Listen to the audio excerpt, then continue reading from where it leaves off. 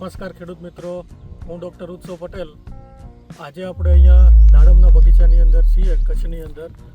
તો આપણે અહીંયા મુખ્યત્વે વાત કરવી છે કે જે અત્યારે રેસ્ટિંગ પિરિયડની અંદર બગીચા છે અને જે લોકો ઇથરલ મારવાના છે, હવે સમજી લો કે ઓગસ્ટ મહિનાની અંદર ઇથરલ મારતા હોય છે, સપ્ટેમ્બર મહિનાની અંદર ઇથરલ મારતા હોય છે.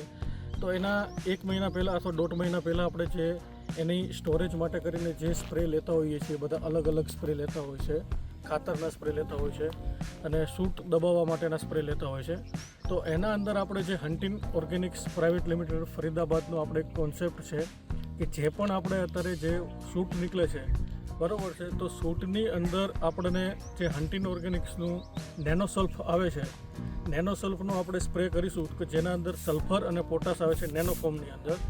તો એ નેનોસલ્ફનો સ્પ્રે કરવાથી આપણને જે આ સૂટ્સ જે છે, બરાબર છે, જે કાચી સૂટ છે, તો એક્સેસ જે નાઇટ્રોજન થાય છે જે પ્લાન્ટની અંદર, બરાબર, એ નાઇટ્રોજનને પચાવી અને એમિનો એસિડ બનાવી દેશે. તો જેથી કરીને જે ડાળી છે એ આપણને એના ખોરાક મજબૂત કરશે અને ડાળી પણ મજબૂત થશે. અને બીજું કે છોડ જે ખોરાક બનાવે છે સૂર્યપ્રકાશની હાજરીની અંદર, તે છોડની ખોરાક બનાવવાની કેપેસિટી 8 થી 10 ગણી વધી જશે.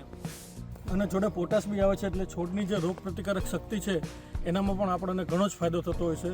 તો આપણે જે ઇથરલનો સ્પ્રે મારતા હોય છે એના 1 મહિના પહેલાં યા 1.5 મહિના પહેલાં આપણે જેટલા પણ સ્પ્રે લેતા હોઈએ છીએ એની અંદર તમે આ હન્ટિન ઓર્ગેનિક્સનું નેનોસલ્ફ 1 લીટરે 2 ml પ્રમાણે આપ અચૂકથી કોઈ પણ ન્યુટ્રિશન જોડે અને કોઈ પણ કેમિકલ ફંગીસાઇડ લેતા હોય તો એના જોડે પણ તમે મિક્સ કરી અને છાંટી શકો છો. એના જોડે તમે અચૂકથી જે હન્ટિન ઓર્ગેનિક્સનું નેનો રીચ સિલિકોન બેઝ જે સ્ટીકર આવે છે, જે સ્પ્રેડર છે, જે એક્ટિવેટર છે, તો એનો પણ આપ અહીંયા કને નેનોસલ્ફ જોડે રાખી અને સ્પ્રે કરી શકો છો. ધન્યવાદ. परमानेंट फार्मिंग सॉल्यूशंस उन दिन है तो हर दिन दिवाली है.